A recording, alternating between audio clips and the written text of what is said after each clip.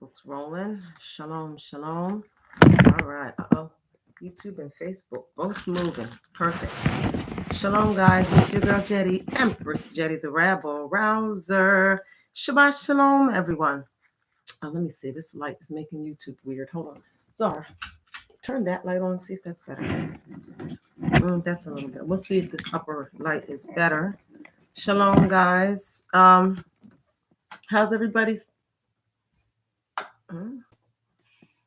Flick it again? Oh, guys, our light bulb might be out up top. Flick it. Well, look at that. Oh, well, no light from up there, but this looks actually okay. So we're going to rock with it, roll with it, right? Shalom, everybody. I hope your Sabbath is going well. Sorry about the noise in the Facebook people. Sorry. I'm going to take this moment. And before I do that, let me introduce myself. It's your girl, Jetty, Empress Jetty, the Rabble Rouser, coming at you from Black Enlightenment, where we are broadcasting consciousness. Now, I'm going to take a moment and do some Facebook invites. I don't know how to do YouTube invites. I guess you would have had to be a subscribed, and so then you would have gotten a notification. So to YouTube, I don't know, guys. This personal Facebook, I'm going to have to phase out, and I'll be in the coming weeks. I'll be switching over to where I'm really mostly just using the Black Enlightenment page. But I don't really, I need to figure out what's the difference in like a personal page and a business page and get that set up properly and all of that. And if you're a person who's good at that kind of stuff, please help me, because what happens is I get a little started and then I just become overwhelmed and frustrated because I have no idea what the heck I'm doing. And then it just feels like, very frustrating. So for now, just bear with me. I don't know what my hair is doing, guys. I'm looking kind of crazy. Sorry. Let's take this minute and do these invites. I hope everybody's having a blessed Sabbath.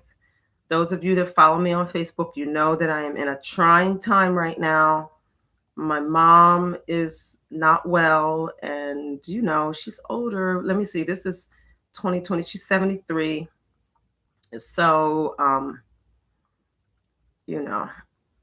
just praying for peace, that the Most High will strengthen her spirit if it is His desire that she should fight through this and live on a little while longer. But I'm also preparing my heart in case she does not, because I like my mom. My mom's my buddy. Even though we haven't had a lot of communication lately, my mom is my buddy. She's pretty freaking solid. Like, she's a real one. And so when she's down with you, when my mom is down with you, she's down with you. And you got you a friend, and she'll fight for you. And I love that about her. And it's just sad to see such a real one, coming close to, because even if this particular sickness is not going to take her out, it has done, it has brought into my awareness the fact that she ain't going to last a whole lot longer anyway, and so I need to be prepared for that. So pray that I invest in her properly, so to give her the honor that she's due for her struggle. My mom's struggle is something she should have written a book.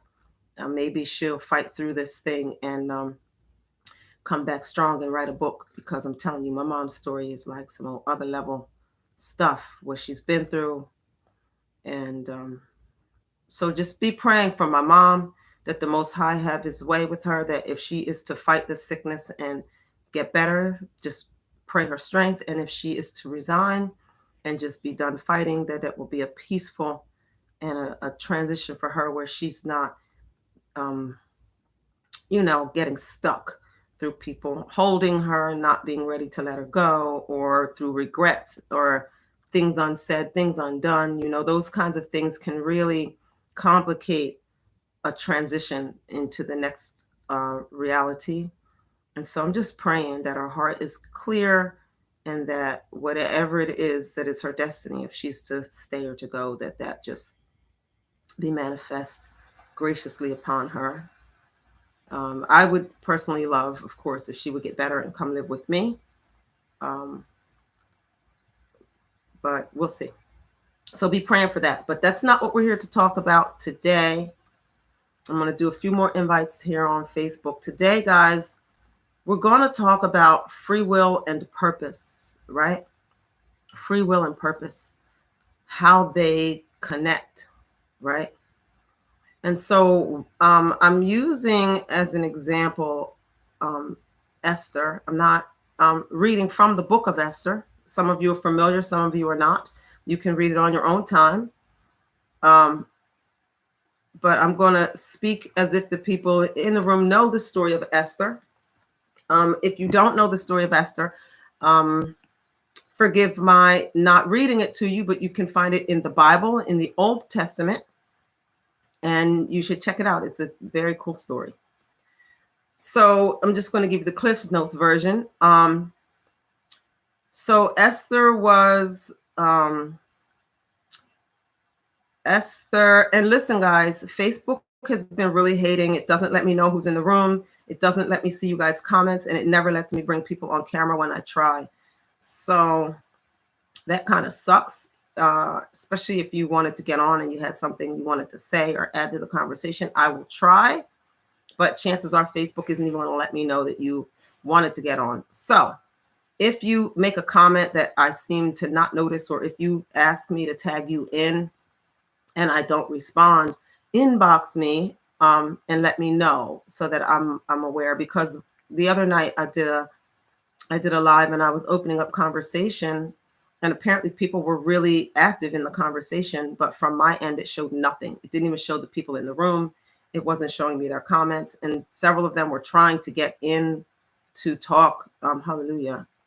Several of them were trying to get in to get on camera and talk, and Facebook wasn't giving me those notifications or even allowing me to invite people on. And so I ended up deleting it because I was like, well, it's a dud, because I wasn't really it wasn't like a typical teaching. It was really, I was asking the audience some questions to help me with what I was dealing with, and Facebook was hating. So I ended up deleting it right after, which I regret, because maybe if I hadn't deleted it, perhaps I would have been able to see the comments like in watching it as a rebroadcast, but I don't know. So all that to say, a few more invites, 1, 2, 3. All that to say, if you do not get a response from me and it seems like I'm ignoring you or not paying attention to you or anything like that, blame it on Facebook, y'all. Facebook is hating, okay? They do not. Facebook does not support the melanin rise. They support melanin capitalism all day long, but they do not support melanin spiritual strength, right? They definitely don't want to see that. So it is what it is. All right, I'm done with the invites. That's it. If you didn't get it, you didn't get it. Okay, so shalom, shalom. I see I got some ladies in the room. Yeah, thank you, Auntie. I'm just, I'm just praying that her heart is in a good place, that she's okay, I'm okay with whatever way it's going to go, because in truth, my mom's been fighting a long time. My mom's a warrior from way back, right? And she's had a lot of battles. She's been fighting for a long time. So if it's time for her to, transition, I'm okay with that. I just hope that she is able to make that transition in a peaceful place and not with like angst or regrets or any of that weird stuff, So yeah. All right. So now here's the deal with Esther. Esther is a Hebrew woman, or was a Hebrew woman.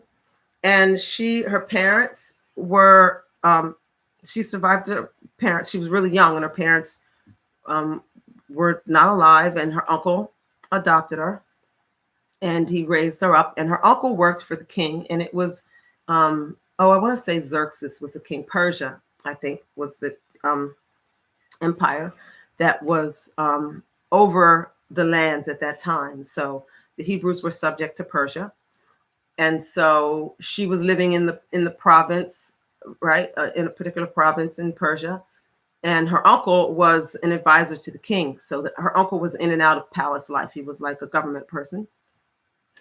And it came to be that, now a lot of times when people preach on the Esther or teach on the Esther story, they talk about how Vashti, the former queen, played herself when she wouldn't uh, like basically present herself to the king, right? King was having a party, and he wanted to show off the queen, but she had guests in her area, and she was like, "Listen, like I don't just come and run the show. I'm not like a piece of, um, you know, I'm not like an inanimate object that you just pull out of the closet and show off to your friends. Like I have a life, I have an identity. I'm over here like trying to do what I'm trying to do. So tell the king I'm indisposed." And it embarrassed him in front of all these people that were at the party. And so he made this decree that she could never come before him again. So he removed queendom from her, and she was demoted to simply being a member of the harem. So then he had to replace the queen. And so he sent out a decree that all the women, all the eligible virgins should be brought to the palace so he could pick a queen. Okay. And so Esther was an eligible virgin and was brought to the palace to be in the king's harem, from whom he selected his queen. So remember, we're talking about free will and purpose, okay? So at this stage of the game,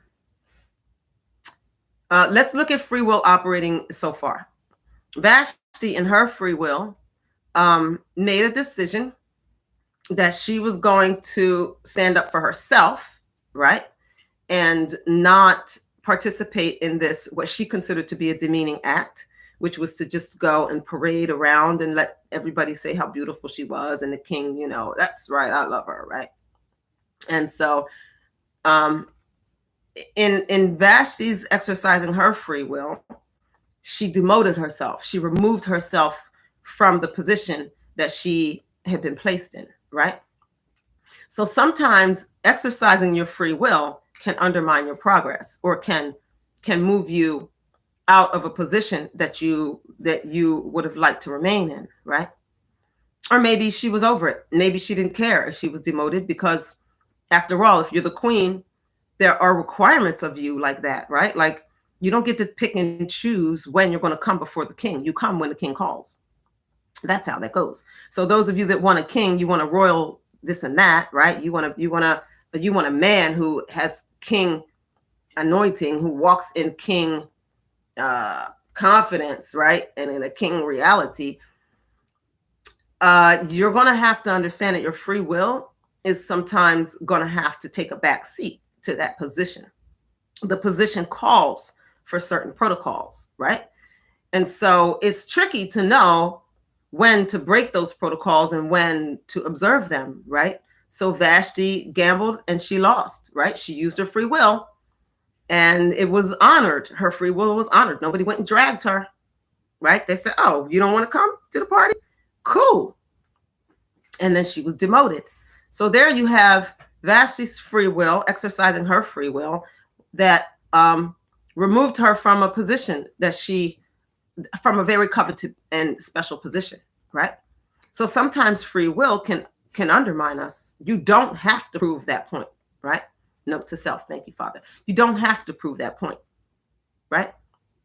So, but her free will, her exercising her free will, opened up the door for thousands of other women, hundreds of other women, thousands of other women throughout the provinces to now have the opportunity to enter into her position. But the strange and interesting thing about it is they had no free will to decide.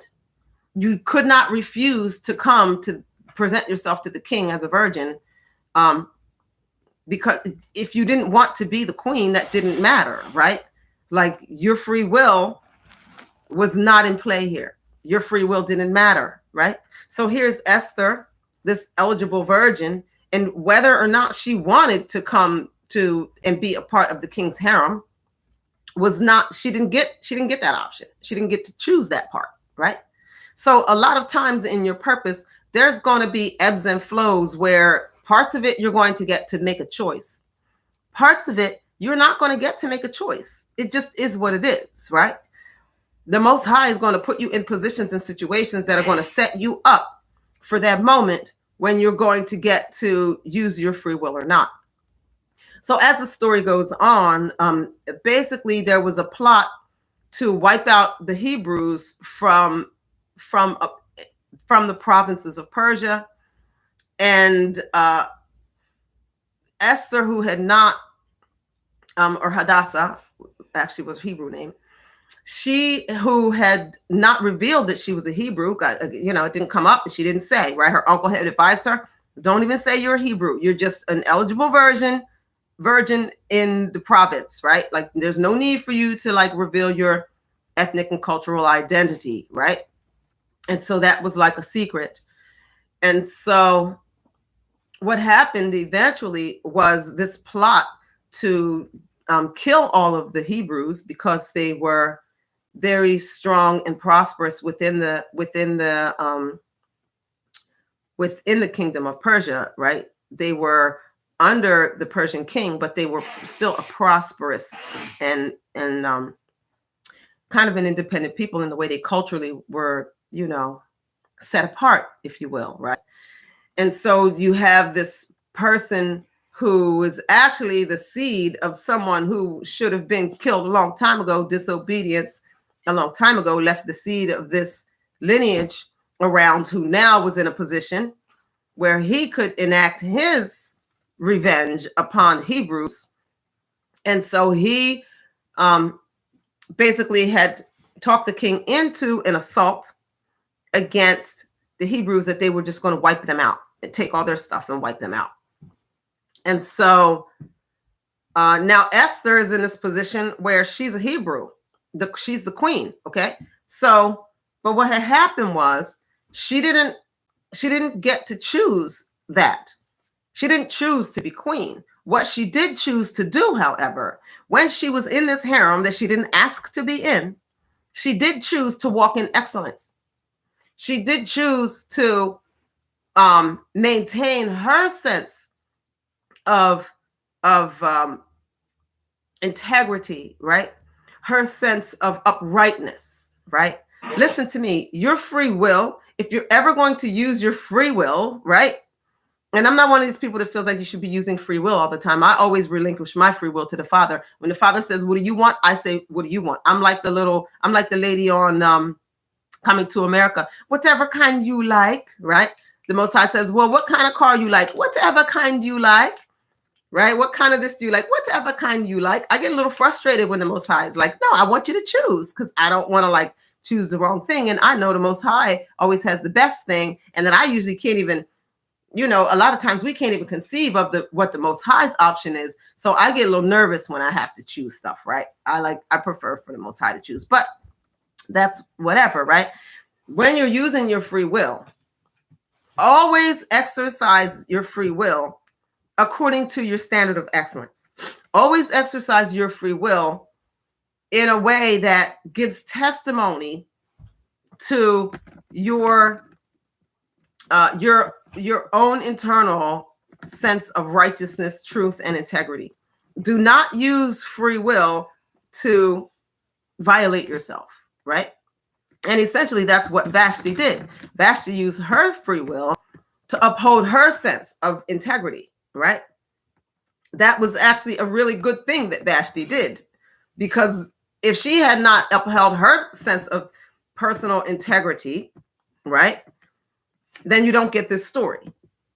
So I know a lot of people like to make it like shame on Vashti, but I don't say shame on Vashti, right? I honor Vashti for that decision, because that saved my people. I wouldn't be here today probably if Vashti had not made the choice that she made, right? Because they would have wiped us out later on down the road. But they didn't wipe us out down the road, because Esther, even though she was in a position where she was not exercising her free will, right?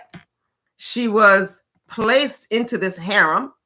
She didn't get to say that she didn't want, even the way that the king was selecting his queen, guys. A lot of us want a queen, want to be queen. We love these stories like Esther and yeah, and Ruth and stuff. Yeah, what's up? I'm live, but it's okay. Huh? Of course I want some chicken. What you talking about? Shoot, you gonna ask me, do I want some chicken? He know darn well I want some chicken. That boy can cook, y'all.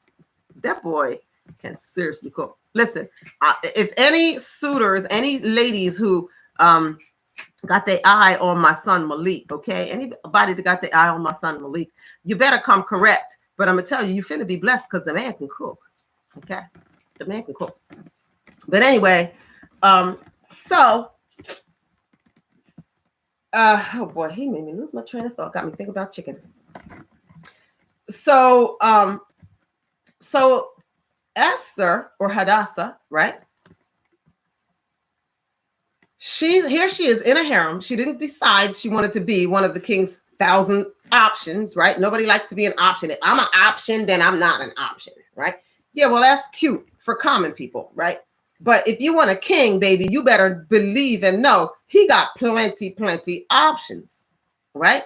So here she is, forced to be one of the king's options. You didn't get to be like, well, yeah, no, tell the king I'm holding out for somebody else. Like, you didn't have that option, right?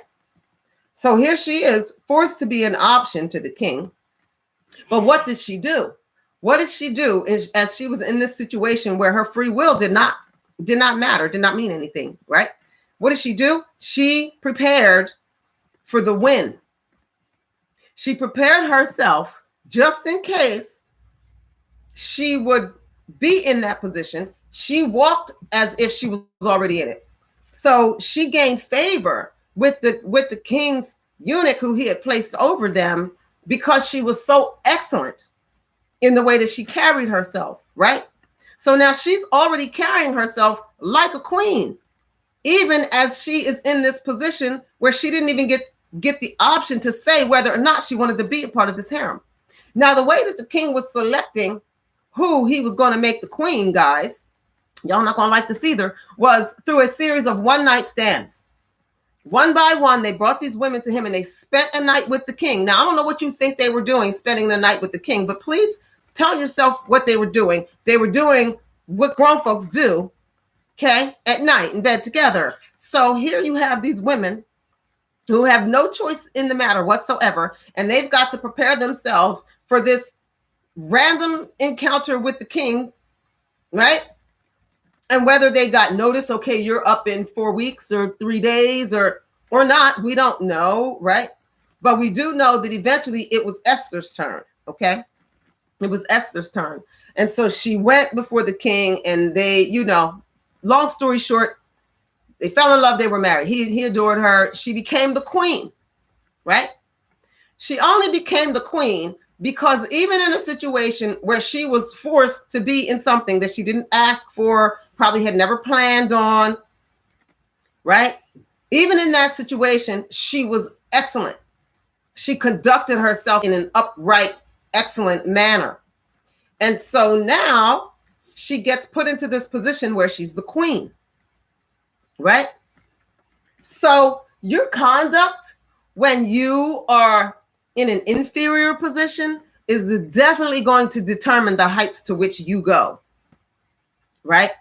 It's not how you behave when you get on top that matters. It's how you behave when you're on the bottom that matters and will determine whether you're worthy to be on top, right? So here she is. She's this Hebrew woman and he's not a Hebrew king. So that's kind of like not real swell for her, right? She's forced into this harem, not real swell for her. And now she's got this one night stand with the king that will determine whether or not he approves of her. And the fact is, it could very well be that she spends one night with the king, and now she is simply one of the king's harem members and may never see him again. And now you're stuck for the rest of your life in the harem. Well, to be honest, there's worse lives you can live than being in the harem of the king. But if that's not what you had in mind for your life, this could be a really troublesome situation, right? This could be really troublesome. But for her, what did she do? She conducted herself in excellence, in absolute excellence. And so it put her in this position to be queen. Now she's in a position to be queen, but they don't even know who the chick is. So now they want to kill her people. And so her uncle comes to her and he's basically like, okay, girl, listen, the king done chose you. You're the queen. They get ready to kill us, right? He done just signed this thing that they get ready to kill us. So now what is she going to do? Is she going to keep her identity secret so that they don't come to kill her like they get ready to kill all the Jews or all the Hebrews? Does she do that? Does she reveal who she is and hope that the king will be endeared to her enough to say, well, they can't kill all of y'all because at least they can't kill you, right? Does she go to the king and say, I'm a Hebrew, listen, give me a pass, I'm the queen, just write into that thing that I get a pass?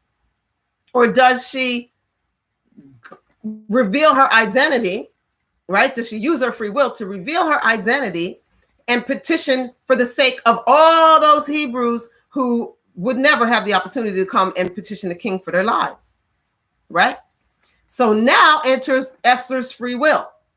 This is the okay, aside from her conduct when in a situation where she really had no free will to leave the situation, now her free will is really put to the test because now she's got lots of options. She could do any number of things here, right?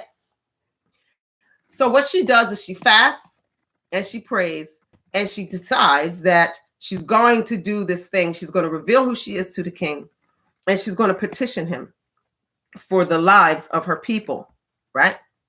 She's going to reveal who she is and she's going to say that they're trying to kill our people. You done just made this thing to kill all the Hebrews and I'm a Hebrew. Boo. How you gonna let them kill my peoples? And long story short, and I might have done better just to read it, y'all, because I think I made the story longer than if I would have just read it. The reason I didn't read it because I didn't want to take too long trying to explain it, but I'm half an hour in. I definitely could have just read it. Oh, well, just read it for yourself. It is written, okay? I ain't telling no lies. You can confirm it in the word. Read it yourself. So what happens is now to exercise her, to walk in her purpose, right? Her uncle reminds her of this, right? He reminds her that you may not want to put yourself in jeopardy the way that revealing who you are can put you in jeopardy. But you are in the position that you're in for this reason. But if you don't use your free will now for this purpose, trust and believe you're not going to undermine the work of Yah. We will be delivered. We will be saved. But you will have shamed yourself in not walking according to purpose. The whole reason you are queen is because now you can, this is your moment. This is your moment to shine. Don't shrink back on your moment to shine, guys, because you're afraid to lose what you've acquired. Don't tell yourself, well, if the Most High wanted me to sacrifice being queen, he would have never made me queen, right? Like, I'm queen for a reason. That could, if they find out I'm a Hebrew, I could be demoted to the harem. So I'm not going to do that. I'm not going to do like Vashti. She had to actually make the same choice Vashti made. She used her free will and did the same thing Vashti made. She had to break protocol, right? Which is what Vashti made that got her demoted. Now Esther has to break, or Hadassah has to break protocol, go to the king when not summoned for, right? She had to go to him. That's a break of protocol. And she had to petition him. Long story short, this did not happen like boom, bap, bap, bap, right? There was like a series of, it played out. Read it. It's good. It played out a certain kind of way. But she had to break protocol now and go to the king and petition him for her people. And it worked, right? Their enemy was exposed, and the king made a decree that didn't really reverse the last decree, but what it did was it said that the Hebrews had a right to defend themselves upon to death, right? Like they can fight you if you go and try to take their stuff. I'm giving them the official word that they can resist. So may the best man win, right? So now it's a situation where the Hebrews are not just going to be subject to folks running up in a house, right? Now they can defend themselves with the full sanction of the king. So the people in the land didn't want them kind of problems, right? Don't nobody want them kind of problems from the Hebrews, okay? When the Hebrews have their hand raised against you, you got a real big problem. And then people didn't want that. So what did the people do? Now the people turn around And the same people that the days prior were plotting on them were thinking, oh yeah, oh, we can take their stuff and we can kill them. They're looking at this neighbor, that Hebrew household, and they got all this and that. Yeah, coming for them shoes. I'm coming for that car. I'm coming for the that. 2 days ago, they had plans to exploit these people. Now they're in a position where they're bringing treasure from their houses to them to make sure that they know, listen, I don't want no beef. I don't want no problems. Right? So we have to understand that free will is a tool that helps us to figure out who we are and what we're made of. That's what free will is for. Free will is not just so you can challenge authority wantonly or so that you can pursue selfish goals or it's not for any of those things. You have free will so that you can discover what you're really made of, right? And trust that when you discover what you're really made of, and if you choose righteousness in that moment, if you choose to put yourself in a vulnerable position for those who are less vulnerable, which is the most righteous thing you can do, is put yourself in a position where you become vulnerable for the vulnerable, right? Where you come between the vulnerable and some stronger force. That is the best use for free will, right? That is why the Great Commission is what it is, right? To bind, like to bind up the wounds of the wounded and to heal the sick and tend to the sick and to visit the prisoners and to, help the orphans and all that, right? The widows and things. Like your free will, when you exercise free will, it is designed so that you will choose the righteous choice, and then that justifies your position. If you use your free will to serve your own selfish purposes, then it eliminates your position. It will eliminate you from your position. But know that either way you choose, the work of Yah will still go forth. Yah's purpose will still go forth. You cannot undermine Yah's purpose by your free will. All you can do is keep yourself in a position to be used by Yah and to reap those blessings, or take yourself out of position to be used by Yah and forfeit blessings, right? So, but here's the thing that has been occurring to me in it all. Other people have a right to free will also, guys, right? And how are we giving other people the opportunity to exercise their free will? So what? You've done this and that for them. And so what? You've known them this long and you have expectations. So what? You've invested in them toward this end.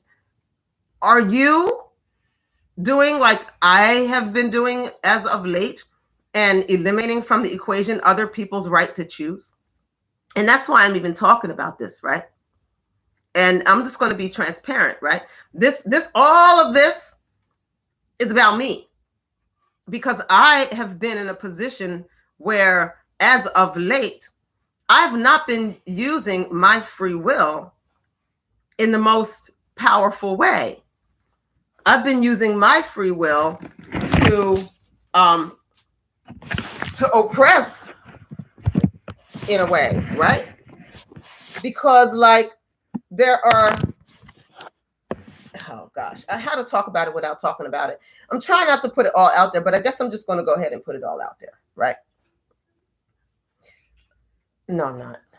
I don't know if I want to be that vulnerable, right? But let me just say this. You've got to make space in your reality for other people to exercise free will. And you cannot put yourself in a situation where, unless they choose what you want them to choose, you are going to be knocked out of off your square, as they say. You're going to lose your mind because someone else used their free will in a way that you would not have wanted them to use it. We have to understand that every single person has the right to choose. Oh my goodness, Zakia, you found me on YouTube. Soul Maiden. Oh my gosh. You guys, I am so hyped about the two ladies that just hit me in YouTube. Hey girls. So, wow, that's amazing. I'm super psyched. So, so what we have to do is we have to consider free will. For us, we should always tell ourselves that we only have free will so that we can choose to be vulnerable for the vulnerable, so that we can choose to be humble, so that we can choose to be a defense for those who are defenseless, so that we can choose to be a blessing to those who need a blessing. That is the point of our free will, right? But when we look at other people, we must not impose upon them that same standard, because because it is actually free will. They do get to choose. And our understanding of the purpose of free will does not mean that we now get to choose for other people, right? And so that's playing out in my life in a few different areas, right? One area of my life where that's playing out is with this house, right? My siblings are all using their free will to like, they don't want the house, they want to get rid of the house, right? That's their right. They have a right to not want to keep this house, right? Now, would I personally have chosen that for them? No. I personally would want them to have the wisdom to want to hold on to this house. That's what I would want, right? For them. That's what I wish that they would choose, because that's just wisdom, right? We ain't trying to lose no territory. Black folks, we ain't trying to lose no properties. We ain't trying to give up no land. We trying to get land. We trying to secure legacies, right? So, but their right to let it go, I can't now hold it against them that it's not valuable to them. But what I also have to do is be willing to break, rank, if you will, or protocol, and exercise my right to hold on to it, right? So in me recognizing their right to let it go and exercising my right to hold on to it,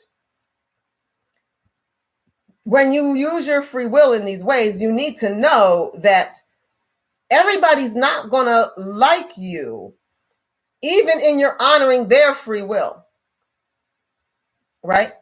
People are not they're not gonna like you, because like, okay, so now we're in the phase where I'm looking to just buy them out, right? I'm looking at different strategies whereby I can just buy them out.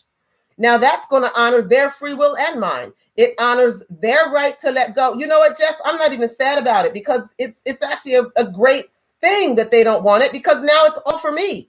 And so now what I can do is find a way to bring those people here to this land who would value it. So since they don't value it, I honor their free will so they can go, leave, shoo, fly, right? So now I can open up that space, what they would have inhabited, to people who value it, right?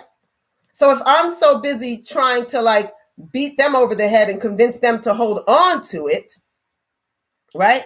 If I'm trying to force them to hold on to it and they don't want it, I'm eliminating myself from being able to offer it to people who may not be in a position to even make the decision whether or not they want land or would want to live, like we could live completely, totally off grid and independent right here on this almost 9 acres. But it can only manifest itself in its fullness, its full purpose and use, if I honor their right not to have it. And also if I am willing to break rank, break protocol, And just because y'all don't want it doesn't mean I don't want it, right? And so that kind of integrity, you must have integrity when operating in free will. If I were to choose to, even though I know that this is a legacy that should not be let go of, if I choose to fight it out with them, to try to force them to keep it, that's energy that I could be using to find other people who already value it. So I should be using that energy to let go of the notion that any of those people that don't value it belong here, right? And then use the energy that I would be using battling with them, that's energy I can use to build and to draw to the others. So even in the telling of the story, it sounds sad, it sounds heartbreaking. People like, oh my gosh, it's so terrible what you're going through with your family. But then there are people that will say things like, man, if I had that opportunity, I would never give up land. Oh my goodness, you could do so much there. If I had a half an acre, if I had a quarter acre, I would plant that thing up, man. I would put me up a nice little cabin, an insulated cabin, and boom, boom, boom. Right? So it's in that process that the fullness of any situation comes to be. And we who are the chosen, we who are the called out, who are living a countercultural life, we're not living by the same code of conduct that the world is living by. We have to really understand that free will always works for us, even when it seems like it's not working for us, right? And that when in those instances where we do not have free will, in those instances where we are forced to be in something that we don't really want to be in, we need to understand that just because we don't want to be there does not mean we can lay down our standard. We can't drop our own standard, because it's our standard that's going to bring us to the place where if we had been using our free will, we would have never been able to orchestrate the steps to get ourselves into that position on our own. You have to, there's no way Esther, if she had wanted to be queen, because we don't know if she wanted to or not. We don't know if it was an aspiration of hers or not. We don't know if she was excited about it or not. We do know that, just the way that the story seems to play out, we know that she was enjoying being queen because it was a serious thing for her to contemplate whether or not she was going to put that on the line, right? But if let's just say that she was somewhere and was like, gee, I wonder what it would be like to be queen. There's no amount of exercising her free will that would have ever put her in a position where she could have been able to come before this Persian king and present herself to become queen. She could not pull that off. Only by way of her being excellent in a situation where she didn't have a choice did the door even open up for her to be in a position where using her choice would justify her position. That sounds like a little crazy, right? Like it's a lot of circular reasoning, right? But it sounds circular reasoning because the Most High sees the end at the beginning. Yes. You in the living room? Yeah, because we're heating the back of the couch. That's just dumb. So we'll fix it later. But I'm live. Why you come ask me about some living room, girl? Good morning. It is still morning. Oh, morning. Right? And so we've got to have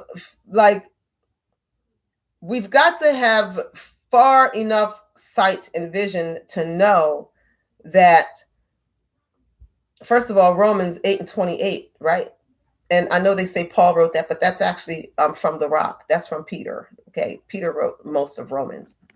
And so Romans 8:28 is, we know that all things work together for the good of those who love Yah and who are called according to his purpose. So when you're using your free will, it should always be based on your love for Yah and his purpose. Only exercise free will according to Yah purpose. Be a purposed person. Purpose is going to determine how you use free will, right? So purpose must be at the center. Your love for Yah is what's going to help determine your purpose, because if you decide some purpose for your life, if you use your free will to decide your own purpose, you have the right. But the only way all things are going to work out for your good is if it is your love for the Most High that is what births your purpose. And then in walking out your purpose, now you're going to exercise free will accordingly.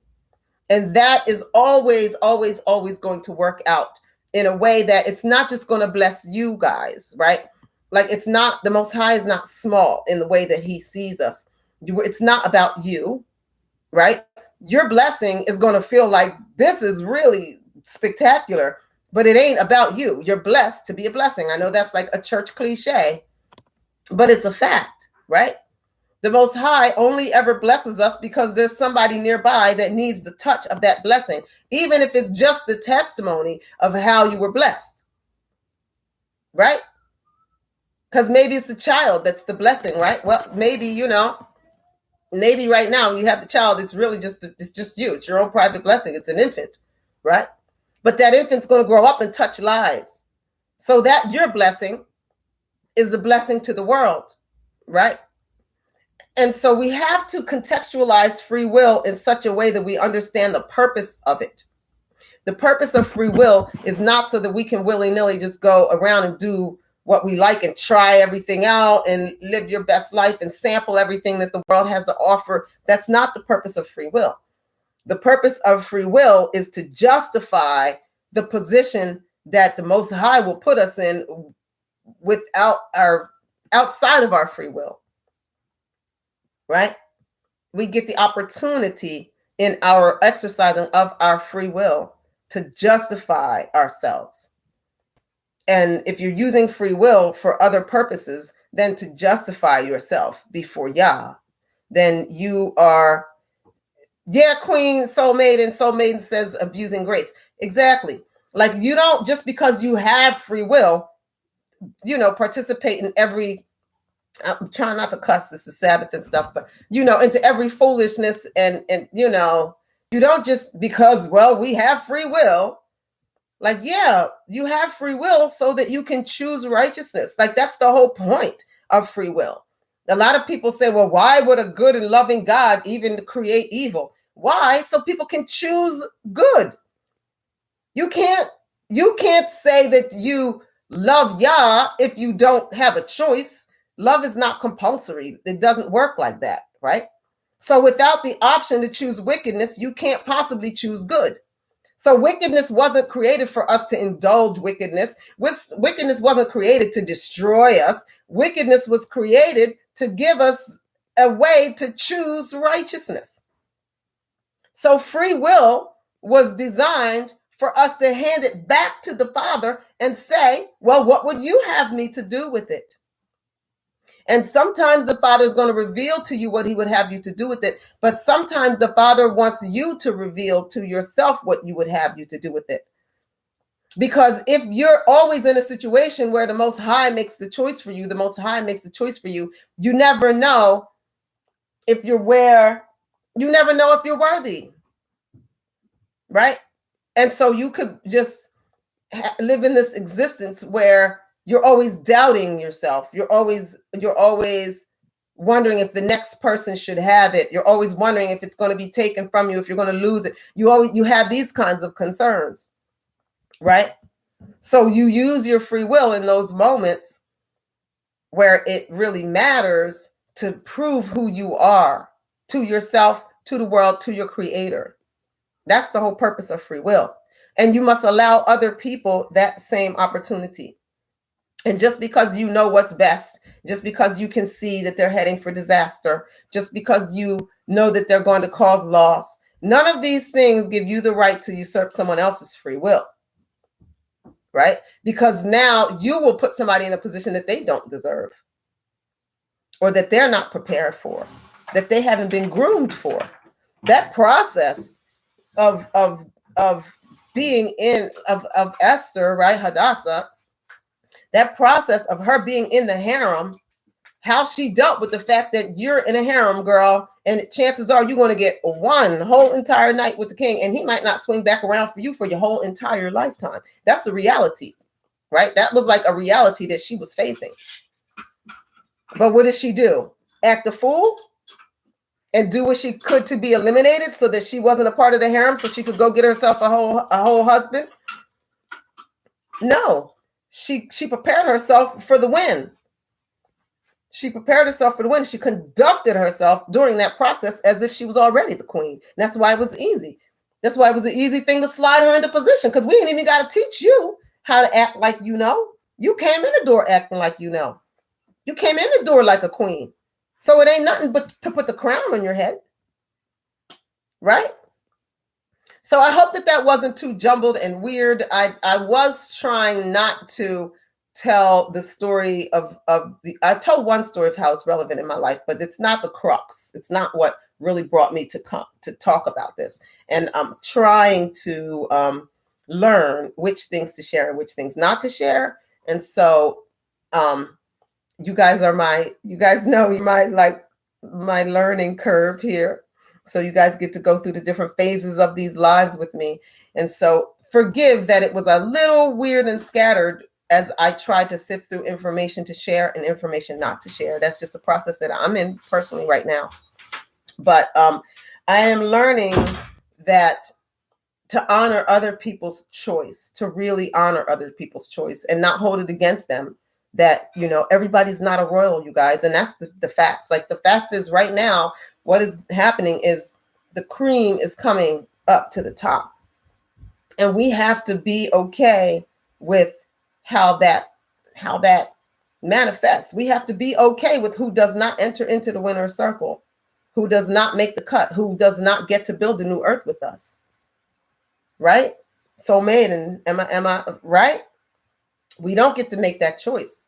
Who's worthy and who's not. All we can do is play our part and honor other people's choice, regardless of whether, you know, whether it's going to bring them tears, whether it's going to bring us tears. People have the right to hurt us. They just do, guys. They have the right to make bad choices that are going to impact us in a negative way. It seems that's like we don't want to accept that, but they do. They have a right to hate us. They have a right to undermine us. They have that right. Let them walk that out. Take that thing and let it take you to the next level of your own power and your own integrity. Right? Someone does something that undermines you. It's a blessing, because now, first of all, you're learning how to get some thick skin. These are perilous end times. We're dealing with demons. Half the people walking around aren't even really people. They're demons and shapeshifters and weird genetic hybrids and robots. Like in real life. I know it sounds like a science fiction movie, but in real life, in your daily walk through life, you're probably encountering as many demons, semi-humans, and cyborgs as possible. Y'all think it's a game. Y'all think like, oh, in the future, they're going to have like, you know, I know that they just revealed like AI on TV, and they had like that little lady, the little AI, the little robot lady, I forget her name, but like they were interviewing her here and there, and everybody like, oh my gosh, they can do that. You got to be kidding me. They've been doing that. Listen, oh my gosh, they can control the weather. The first artificial snowstorm was made in Japan in like 1912 or something. So if you think that in your lifetime you've experienced natural weather, think again. There hasn't been natural weather in my whole lifetime. We haven't had natural weather, right? This stuff is all orchestrated, right? But know that the fact that man is doing these things does not mean the Most High is out of control somewhere. The Most High uses all of this for his purpose, and his purpose is to bring his righteous ones back to him, back to our first love. Just like using Vashti's free will to remove her, using Esther's lack of free will to position her, right? It all worked out to be where we now have a Purim celebration that we don't actually celebrate, which we need to get back to, where we get to celebrate how the Most High can turn them tables on you. And one day people are plotting to come and kill you and steal your stuff with complete immunity. And the next day they are bringing the treasure out of their own houses to deliver it to you, to prove to you, just in case you got any notion, any inkling of their true intents for you. Now they want to prove to you that they would never lay a hand on you. Now here they come bringing treasure. Here they come bringing treasure. Your enemy one day, and that doesn't mean that they're your friends just because they showed up with the treasure. It don't make them your friend just because the tables have turned. And don't make that mistake. Don't think that just because the tables turned and the ones that were trying to kill you 5 minutes ago is serving you now. That doesn't mean they're now your friend. But take that blessing. The wealth of the wicked is laid up for the righteous. It is what it is, right? We're going to take the win. We're going to take the win. So I just wanted to go through that with you guys. I'm trying to keep these things under an hour, trying to learn to keep them under an hour. So we're at 55 minutes. Anybody got something they want to chime in? Anybody? YouTube, Facebook, talk black to me. Am I making sense? Am I making sense? Because I know that we are all dealing with situations where people are making these choices. People are making all kinds of choices that are like completely undermining to their own progress, undermining to our progress. You've got people that you've been upholding forever that are now like cutting your throat. You're like, what kind of sense? I mean, talk about biting the hand that feeds you. These people are like whole other level of treachery that we're dealing with, right? And it's hard to recognize their right to do that as a holy thing. It's hard to honor that and to say, well, praise the Most High for your betrayal. But I'm here to tell you, you need to praise the Most High for their betrayal. You need to honor it and let them go. This is how you come into true forgiveness. Forgiveness is not this thing that people talk about where you develop like warm affections for people who have done you wrong. That is not forgiveness. Forgiveness is a letting go. Forgiveness is the place of it is what it is. That is true forgiveness.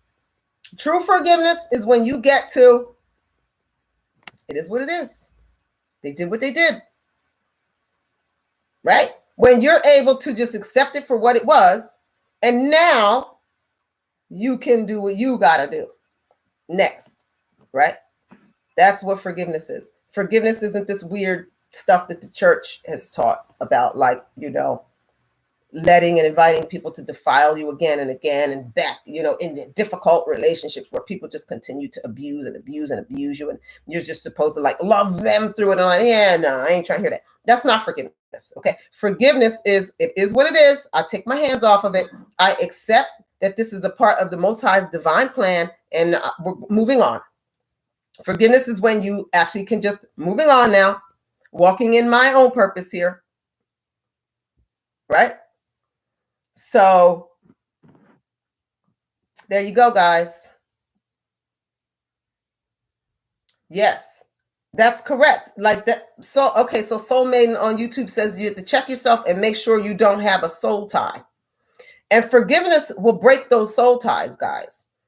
Like you will remain forever tied to dark or undermining entities if you do not enter into forgiveness. Like you must come to the it is what it is place in order to break those soul ties. You cannot just be somewhere holding it against them forever, right?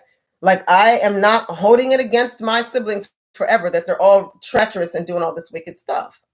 How do you know if you're in a soul tie? Boy, that is a teaching all in itself, right?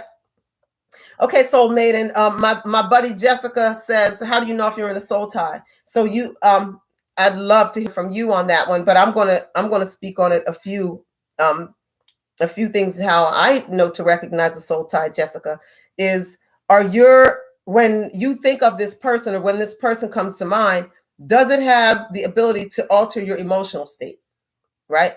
Does it have the ability, and that's good or bad, right? Because soul ties aren't all bad. Like you want soul ties, right? What we're actually aiming to do in this season is to gather with the people with whom we are supposed to have soul ties and shore up those ties, right? So a soul tie is when you think of this person, does it impact and alter your inner state of being, right? So if this person has a joy does that joy bring you joy? If this person has a joy, does that joy bring you anger? Those are both soul ties. If this person is struggling, does it make you sad? Do you feel there's pain? Right? Or if this person is struggling, does it bring you joy? Right? Ha ha, finally, you getting what you deserve, right? Those are soul ties. So they come in all different relationships. Obviously, you can have a soul tie with somebody that you worked with for 3 months somewhere. You had an impactful experience with them, so that you are now carrying that experience in your emotional and your right, like in your core of you. Now that experience is a part of you, so that their reality impacts your reality, right? So that's the best way that I know of talking about a soul tie, like how to identify if you have a soul tie, right? Talk to me, soulmate. And how did I do with that? Let me see. It's what the young kids are calling toxic relationship. Yes. Toxic relationships are like when you're in something that's bad and you just can't get out of it. Like you keep returning to people who, they talk mean about you behind your back, but you still find yourself spending time with them. You know that they, undermine your progress, but you still find yourself sharing your plans with them. Those are soul ties, right? When you are like, you're attached to this person. But soul ties are not all bad. Like we want soul ties.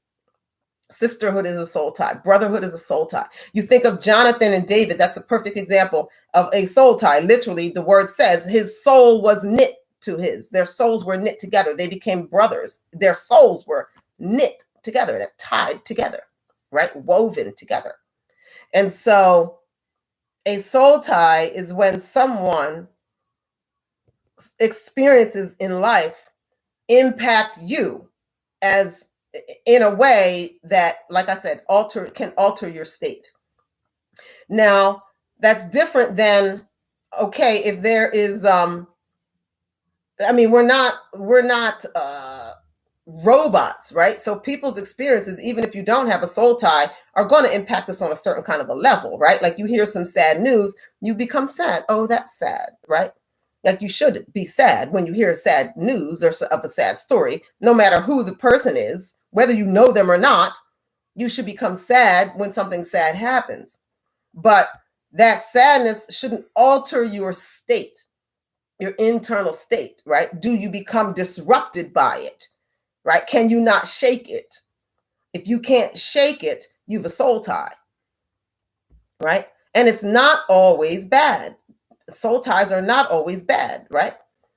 Soul ties can keep you focused on your mission, right? Because let's say every time you hear about hungry children, you can't sleep. Now you can't even eat your plate. You can't even enjoy your food because you keep thinking about that little kid in your classroom that they're not having dinner tonight. You have a soul tie with that child. So it should, if a soul tie is a legitimate soul tie, what it will do is it should motivate you towards solutions, right? So just because a soul tie doesn't feel good doesn't mean it isn't good. And just because a soul tie does feel good doesn't mean it is good. The question is, what impact is it having on your ability to walk out your purpose, right?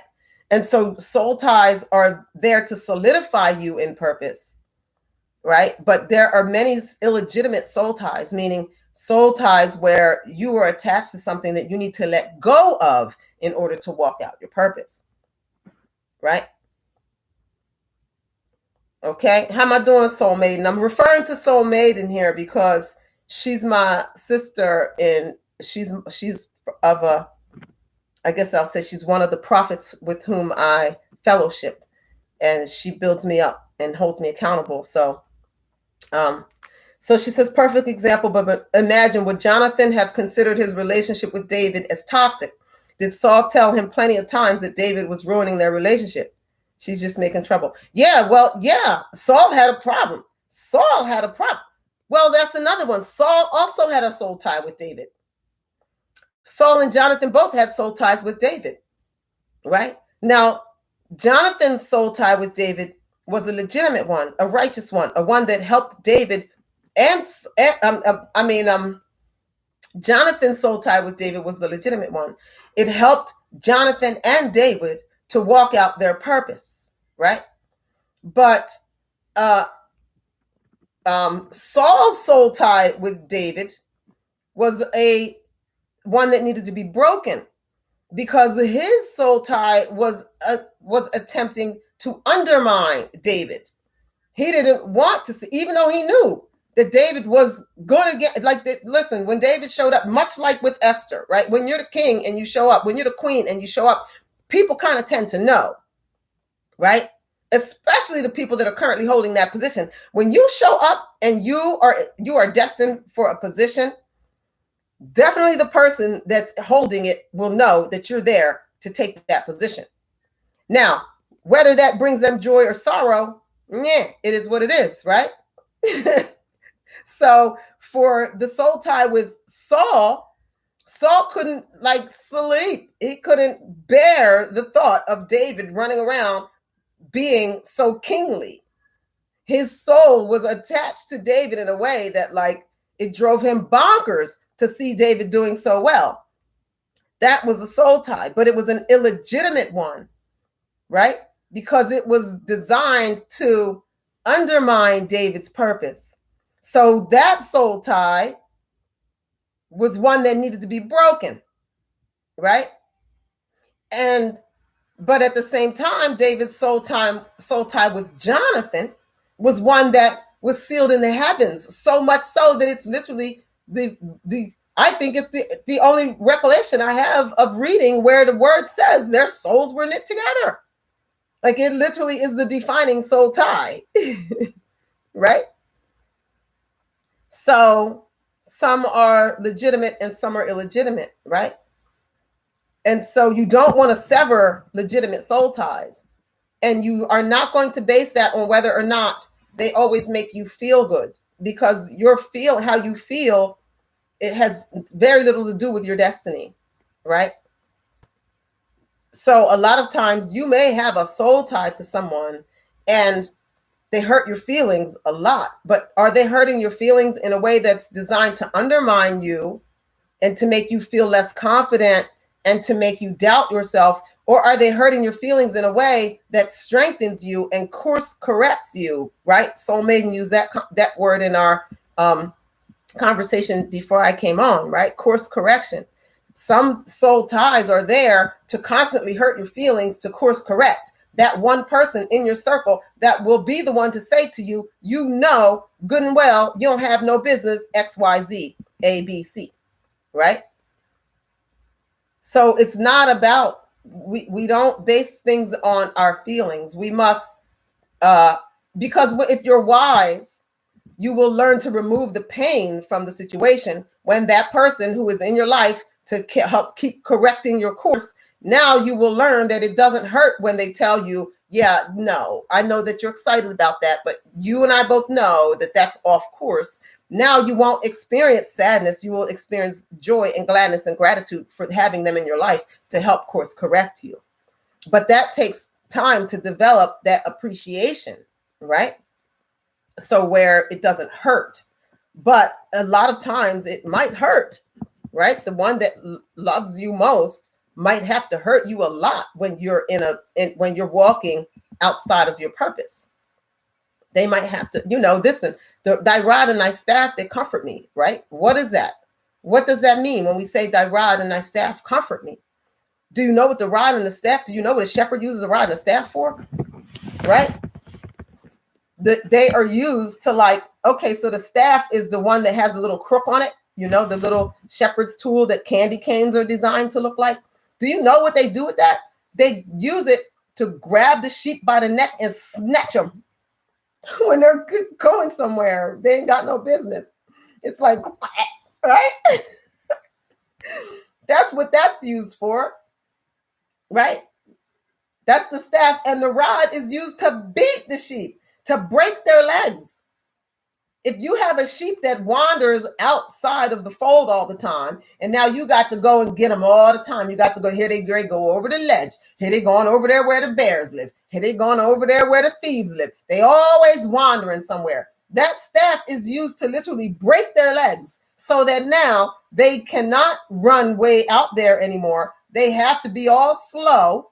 And so the time that it takes for that lamb, that sheep, to heal, by the time they heal and they're able to run freely again where they could run off, they've developed a habit of staying inside the fold. So that time that it takes to heal is strategic to reroute your habit, right? So thy rod and thy staff comfort me is like the snatch by the neck back over here and the breaking of the leg instrument, right? So we can't go by whether or not it feels good to know it is good. We have to take comfort in knowing that there is somewhere out there, there is a rod that will break our leg before seeing us go over the cliff. There is a staff that will snatch us back into the fold when we wander into danger. And we should take comfort in knowing that they're going to strike us hard enough to break our leg. So we can't even walk. We got to hobble for the next 6-8 weeks. And we should take joy and be grateful for the hobbling for them 6 weeks. So it's really complex understanding, like, the walk of the righteous, it's different. We don't walk, our thing's not like the world. Our thing is different, right?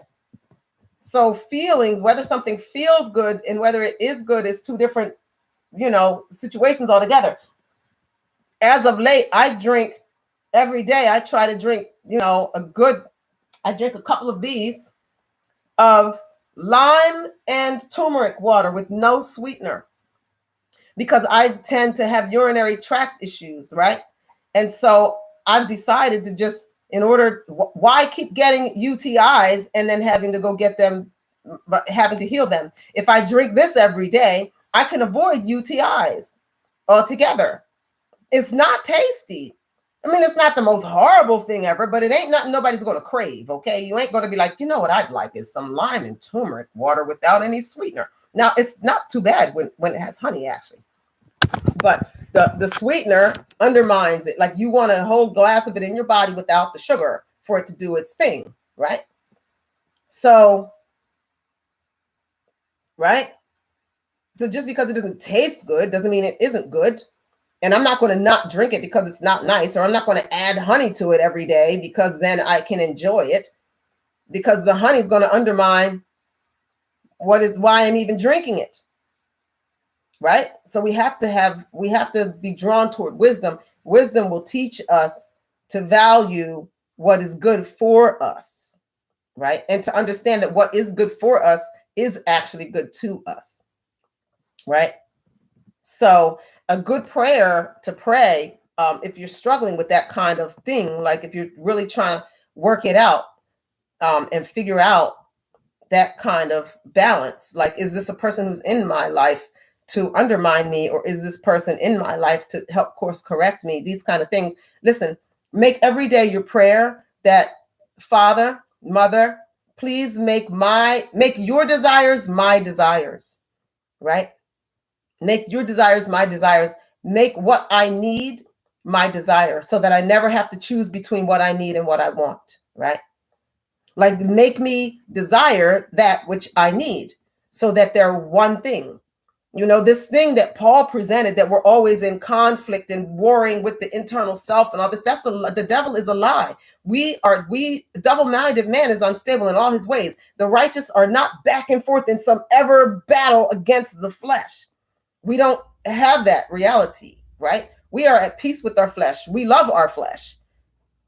Like Yeshua was clear about that. Like, you love your flesh. You're supposed to love yourself. Like, you love yourself, okay? And therefore you desire what is good for yourself, right? You don't battle it out like Paul's weird battle that Paul's always like, we're all constantly at war with the battle and crucify the flesh and crucify the flesh. I ain't crucifying nothing up in here. I'm trying to keep the fat flesh healthy and strong and happy. right? Because the Most High provided for that. And if I do what's right and good and best, I will never have to battle my flesh. Because my flesh will come under subjection of my spirit, which is under subjection of Yah. So what pleases my Yah is going to please my spirit, is going to please my flesh. And what displeases Yah is going to displease my spirit and then going to displease my flesh. And not to overshare, but I'll give you an example of that in my own life. I came to a place where I realized that the whole sex toy industry was demonic, right? Now, when I came to that realization, I was in possession of some items. Wow, look, y'all, look what he be doing. Look how he be doing. Let me show you. Look how the boy done.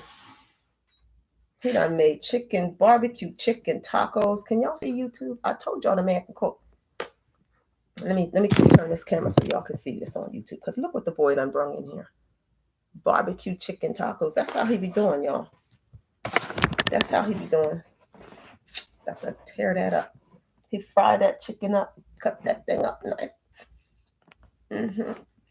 So anyway, right? So I was in possession of some items that had some, I mean, we're grown. Sweet and salty soy sauce. That's what that is. Oh, it's sweet and salty soy sauce. It's not barbecue. Nope. See? Sweet and salty soy sauce, y'all. Let me taste the sauce real quick.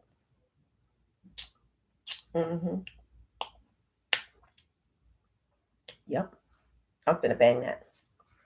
I love that boy. Right? So when I came to the realization that the sex toy industry was demonic, I was single, okay? And the struggle was real, right? So, but I came into the awareness of the demonic reality of that industry. And so then I came to a place where understanding that this was not a part of Yah's design, that I should be using these objects on my body, that I should be defiling myself with this, right? And so once I came into agreement with that, then came the place where now what was once, something that I indulged became repulsive to me, right? So the desire now, right? Like whereas week 1, right? Oh, yay, the kids are out of the house outside playing. I got a quick moment. Let me go pull out my toy, right? Where one time there's a desire for it. The desire changes to where now it's gross and I need to throw this out and burn it. And then even beyond that, where the next level was even to go into a place where they sell them is like, I don't want to even be in there. I don't even want to, right? So your flesh will come into subjection to your spirit one way or another. Your flesh is going to serve your spirit. So if you give your spirit to the Most High, then your flesh will come in line with that. And it's not some big war and battle, internal war and battle and struggle. If you desire that which is good, you will come to love that which is good, and you will come to hate that which is not. And it's only a battle if you want to hold on to the right to have what's not good. That's the only way. It's this big battle that Paul's always talking about, right? I don't know what he be on, but listen. The conversations we could have about Paul, okay? So I don't know. We're kind of all over the place here, but I hope that helped somebody. I hope that blessed anybody. Anybody else have any other questions? How do you know if you're in a soul tie was our last question. I don't see any more questions on Facebook. If you've been typing any kind of questions on Facebook and I haven't addressed them, because the only question I see is how do you know if you're in a soul tie from Jessica, please inbox me your question. Inbox me your question. And I see Zakia has an inbox in my, oh shoot. What did I do? Am I still on YouTube? I don't even know if I just messed up. Soul Maiden, Tell me, am I messing up when I do this? Okay, I see the broadcast is still running, but I'm going to go to this page. I'm going to go to a different um, window and see if this messes you up. I'm going to be back in like 1 minute, soulmate, and I got to find out if I can. Oh, it won't even let me open up. Okay, there we go. Sorry, Zaki, I'm coming to your comment in Facebook, watching on YouTube. Oh, word, bless, appreciate you. And listen, if you, okay, that was good. So that means I can switch and see the messages without hanging up on you guys. Appreciate you, Zakia. I really do appreciate you getting that watch time up for me. And just so you know, Zakia, occasionally when if I catch you live but can't watch you, I'll do the same thing. I'll just leave you running and open a different window. Or if I'm like working or whatever, or just leave you running and go do whatever I'm doing, because I know that that matters. That watch time does matter. So thank you for that. And if you're like super busy and you can't actually listen, I appreciate you staying logged in to the live, because I am starting to take seriously this channel and this work. Not that I've not taken seriously the work, but I've not taken seriously the channel, and so it's time to build this as a platform, right? So with that, I think we're done here, guys. Unless there's any more questions or anything like that, I hope that that blessed you guys. I hope it wasn't too ethereal and weird and all around. You know, sometimes I have trouble like capturing the thought and making it like plain English, because I got so much going on in this brain of mine. It's like, wait, did that make sense? Did that come out like how I meant it? But I think you guys kind of got it. So, um, Zakia, you and I have a lot to talk about because you've got to help me, girl. You have to please help me. Please help me. I'm a scattered mess. I've got all of this content. I just, I'm really get overwhelmed with trying to turn the channel into like where people are having the kind of experience I want them to have when they come to the channel. I just do not know how to do a lot of this stuff, and I get overwhelmed, and then I just say forget it, and I just revert back to I'll just make a live and just call it a day.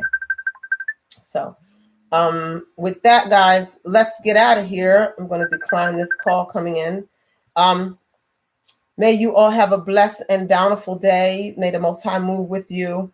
May your purging process and your wheat from tares process not be too painful, because I know we're losing people right and left, not just to death, but to betrayals, to, they're heading this direction and you're heading that direction.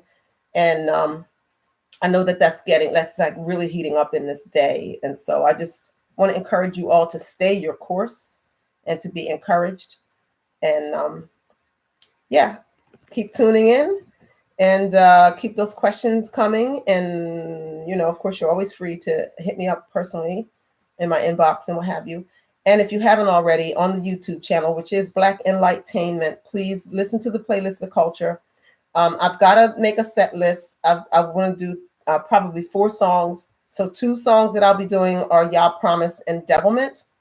But I want to do at least 1 rap, and I don't know which to do. So if you guys will help me decide, that'd be great. So go to those songs, listen to those songs. That playlist, The Culture, that's an album that I have not had. You will see clearly, I have not had a professional touch it, but you'll get the general feel for the songs. And so give me your feedback on which you think should be included with. If I were to only do 3 songs, and one of them was Y'all Promised and the other was Devilment, which rap would you slide in there as the 3rd one? Okay. So with that, guys, we're out of here. I love you guys. It's your girl Jetty, Empress Jetty, the Rabble Rouser, coming at you from Black Enlightainment, where we are broadcasting consciousness. And I bid you a very good day and a restful, peaceful, beautiful Sabbath. Shalom.